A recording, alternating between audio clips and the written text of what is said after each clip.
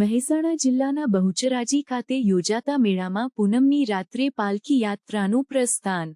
મહેસાણા જિલ્લાના બહુચરાજી ખાતે યોજાતા મેળામાં પૂનમની રાત્રે બહુચરમાની પાલખી યાત્રા બહુચરાજી મંદિરથી નીકળીને શંખલપુર તરફ પ્રસ્થાન કરે છે। આ યાત્રામાં હજારો ભક્તો જોડાય છે, જે ભક્તિભાવથી ભરપૂર અને આસ્થાનો પ્રદર્શન કરે છે।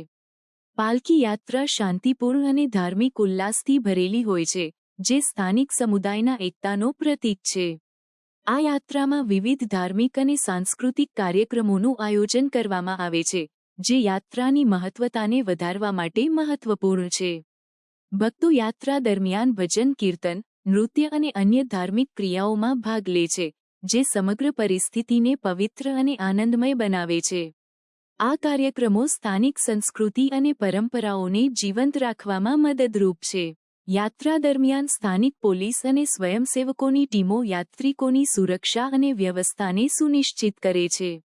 ટ્રાફિક વ્યવસ્થા, તબીબી સહાય અને અન્ય જરૂરી સેવાઓ યાત્રિકોને સરળતા અને આરામદાયક અનુભવ આપવા માટે ઉપલબ્ધ હોય છે। આ વ્યવસ્થાઓ યાત્રાની સફળતા અને યાત્રિકોની ખુશી માટે મહત્વપૂર્ણ છે। બહુચરાજી મંદિરના દર્શન અને યાત્રામાં ભાગ લેવું ભક્તો માટે આધ્યાત્મિક સંતોષ અને શાંતિનો અનુભવ છે। આ યાત્રા સ્થાનિક સમુદાયની ધાર્મિક લાગણીઓને મજબૂત બનાવે છે અને પરંપરાઓને જીવંત રાખવામાં મદદરૂપ છે। આ પ્રસંગની ઉજવણી અને ભક્તિભાવના સાથે યાદ કરવામાં આવે છે। આસો સુદ પૂર્ણિમાના દિવસે અને ચૈત્ર સુદ પૂર્ણિમાના દિવસે મા ભગવતી શ્રી બાલા ત્રિપુરા સુંદરીની જે પાલખી યાત્રા છે એ શંખલપુર મુકામે જાય છે। તો આ બે દિવસ જે છે પાલખીના શંખલપુરના એ ખૂબ જ અગત્યના છે।